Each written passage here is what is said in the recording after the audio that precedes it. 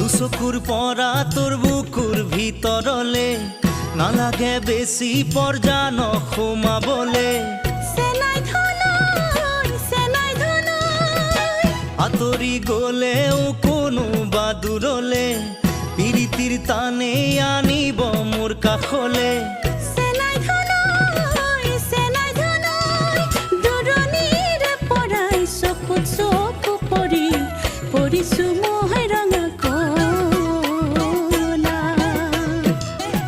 পচোৱা বলিছে আচলখন খহিছে